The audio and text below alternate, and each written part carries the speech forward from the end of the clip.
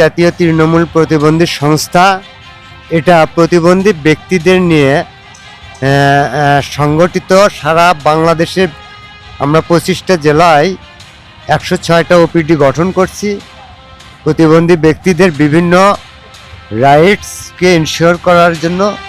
খুবই সীমিত আকারে দৃষ্টি প্রতিবন্ধী ব্যক্তিদের খেলাধুলার ব্যবস্থা বাংলাদেশে আছে। আমরা জাতীয় তৃণমূল প্রতিবন্ধী সংস্থা সবসময় চেষ্টা করি পিছিয়ে পড়া প্রতিবন্ধী ব্যক্তিদের নিয়ে কাজ করার জন্য।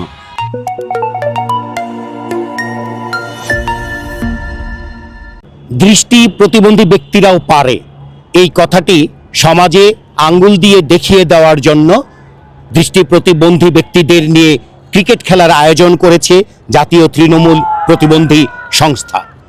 আর এই সংস্থার যিনি সভাপতি আব্দুল হাই মণ্ডল, তার সাথে এবার কথা বলবো। আপনারা যে এই যে একটি আয়োজন করেছেন, এই আয়োজন সম্পর্কে একটু বলবেন। জি, আমরা আসলে আমাদের সংস্থার নামটা বলি, জাতীয় তৃণমূল প্রতিবন্ধী সংস্থা। এটা প্রতিবন্ধী ব্যক্তিদের নিয়ে সংগঠিত। সারা বাংলাদেশে আমরা 25টা জেলায় 106টা ওপিডি গঠন করছি। প্রতিবন্ধী ব্যক্তিদের বিভিন্ন রাইটসকে ইনশিওর করার জন্য। সেই লক্ষ্যে আমাদের যে আন্তর্জাতিক ও জাতীয় প্রতিবন্ধী দিবস উপলক্ষে এই আয়োজন। আমরা মনে করছি যে আমাদের যে ইউএনসিআরপিডি এবং প্রতিবন্ধী অধিকার ও সুরক্ষা আইনের যে 12 ধরনের প্রতিবন্ধী ব্যক্তিদের উল্লেখ করা হয়েছে, এই 12 ধরনের প্রতিবন্ধী ব্যক্তিদের অনেক ডিফারেন্স, মানে এক ধরনের এক রকম তাদের চ্যালেঞ্জ। সেই ক্ষেত্রে আমরা দেখছি যে দৃষ্টি প্রতিবন্ধী ব্যক্তিরা অনেক পিছিয়ে। তাদের মানে বাংলাদেশে তাদেরকে এই খেলা এই জগতে তারা সবচাইতে পিছিয়ে।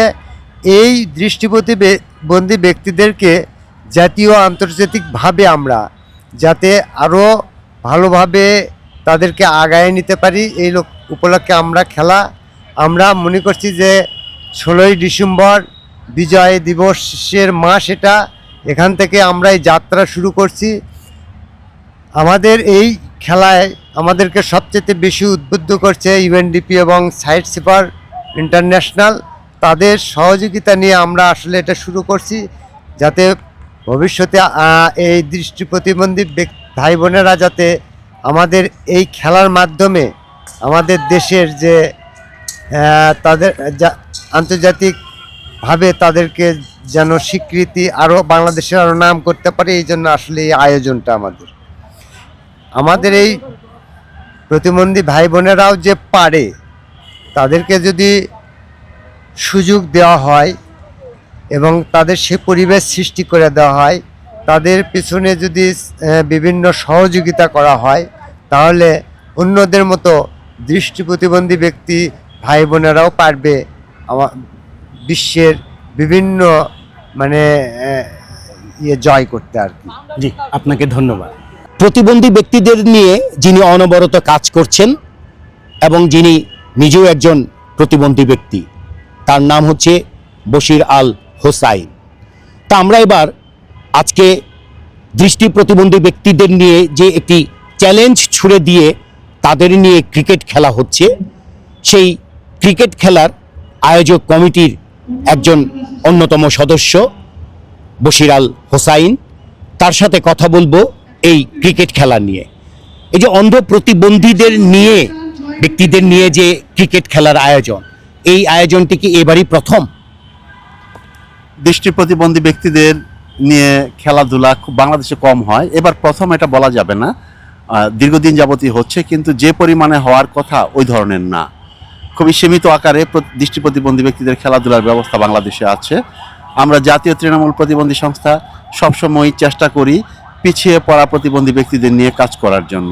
তাই আমরা এবার 3রা ডিসেম্বর আন্তর্জাতিক এবং জাতীয় প্রতিবন্ধী দিবস উপলক্ষে আমরা বাংলাদেশে 2টা জায়গাতে এবং বাংলাদেশের প্রত্যন্ত অঞ্চল টেকনাফে আমরা একটি দৃষ্টি প্রতিবন্ধী ব্যক্তিদের ক্রিকেট ম্যাচের আয়োজন করেছি। এটা সমতার বাংলাদেশ সাইক সেভার্সের সহযোগিতা, এবং এবার আমরা ঢাকায় জাতীয় লেভেলের এই আয়োজনটা করছি।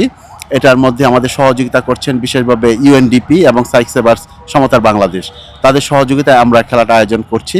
আমরা যখন ছোট ছিলাম তখন এই ধরনের সুযোগ পাই নাই।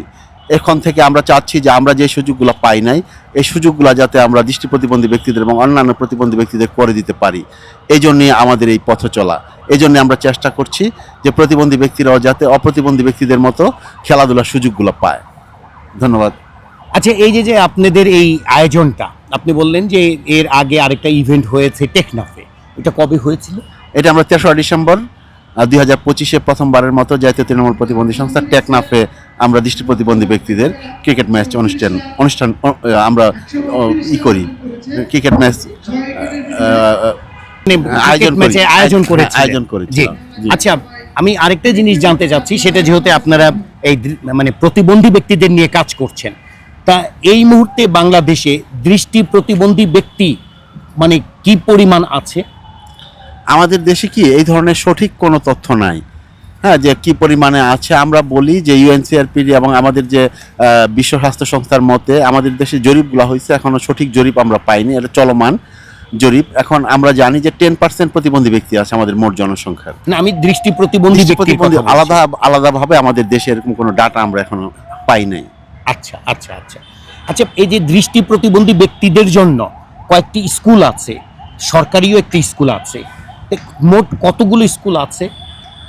স্কুল এটা তো আপনার বিভাগীয় পর্যায়ে দৃষ্টি প্রতিবন্ধী ব্যক্তিদের জন্য প্রতিটা বিভাগই একটা একটা করে স্কুল আছে। স্কুলগুলো কি সরকারি? সরকারি এবং বেসরকারিভাবেও অনেক পরিচালনা করছে অনেকেই, যেমন আমাদের বারডো পরিচালনা করছে, তারপরে গ্রিন ফাউন্ডেশন আপনার সিলেটে আয়োজন করছে ওরা, আরও কিছু সংগঠন দৃষ্টি প্রতিবন্ধীদের ছোট ছোট স্কুলগুলো পরিচালনা করছে। যে দৃষ্টি প্রতিবন্ধী ব্যক্তিদের ভেতরে যারা ক্রিকেট খেলায় আগ্রহী, ক্রিকেট খেলায় অংশগ্রহণ করছে, এরকম কতজন আছে ক্রিকেটার? তো বাংলাদেশে 200-র মতো হবে, হ্যাঁ, তাও অনেকেরই খেলার আগ্রহ আছে, তারা খেলতে চায়, ওই ধরনের সুযোগ সুবিধা আমাদের দেশে নাই। আচ্ছা, আপনারা যে আয়োজনটা করেছেন, আপনাদের বিদেশি সংস্থা আপনাদের সহযোগিতা করেছে, জি। আর্থিক সহযোগিতা, জি। আমাদের দেশের মন্ত্রণালয় থেকে বা সমাজ কল্যাণ মন্ত্রণালয় থেকে কি কোনো সহযোগিতা করেছে কখনো? এরকম খেলাধুলার ব্যাপারে সমাজ কল্যাণ মন্ত্রণালয় এই ধরনের উদ্যোগ নেয় নাই, ক্রীড়া মন্ত্রণালয়ও নিয়েছে। যেমন ক্রীড়া মন্ত্রণালয়ের অধীনে আমাদের এনপিসি, ন্যাশনাল প্যারালিম্পিক কমিটি কিছু কাজ করছে, হ্যাঁ, এখন তারা ভালোই কাজ করছে। এবং এখন Bangladesh cricket board of disability wings তৈরি করেছে, এখন শুরু হচ্ছে একটা কাজ। ক্রীড়া মন্ত্রণালয় তো করছেই, এটা তো জি। জানি, কিন্তু যেহেতু এটা একটা মানে সামাজিক একটি কাজও, যেহেতু এরা মানে বিশেষ মানুষ, এরা প্রতিবন্ধী মানুষ, তো এদের জন্য এই আয়োজনে সমাজ কল্যাণ মন্ত্রণালয় কখনো কি যোগাযোগ করেছিলেন? আমরা যোগাযোগ করেছি, কিন্তু এই যে আমরা যে মাঠটাতে দাঁড়িয়ে আছি, এই মাঠটাও তো আগে ছিল না, এখন এটা সমাজ কল্যাণ মন্ত্রণালয়ের অধীনে প্রতিবন্ধী ফাউন্ডেশনের এটা দেখাশোনা করছে। এই মাঠটা থাকাতে আমরা ঢাকাতে কিছু খেলাধুলার আয়োজন করতে পারতেছি। পাশাপাশি যদি এই ধরনের মাঠ, খেলার ব্যবস্থা যদি ঢাকার বাইরেও থাকতো, বিশেষ করে জেলা শহরগুলোতে, তাহলে প্রতিবন্ধী ব্যক্তিরা খেলাধুলার সুযোগটা পেত। যে প্রতিবন্ধী ফাউন্ডেশন, যেটা সমাজ কল্যাণ মন্ত্রণালয়ের একটি প্রতিষ্ঠান, সেইখান থেকে মানে ওদের কার্যক্রম কি থাকে?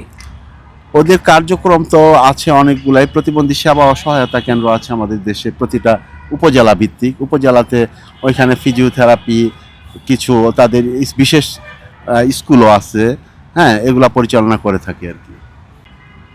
প্রতিবন্ধী ব্যক্তিদের নিয়ে আমাদের দেশে আরও কাজ করা দরকার, এবং শুধুমাত্র বিদেশি সংস্থাগুলো নয়, আমাদের দেশের সরকারের পক্ষ থেকেও আরও কাজ করা দরকার, তাদেরকে এগিয়ে নেওয়া যাওয়া দরকার।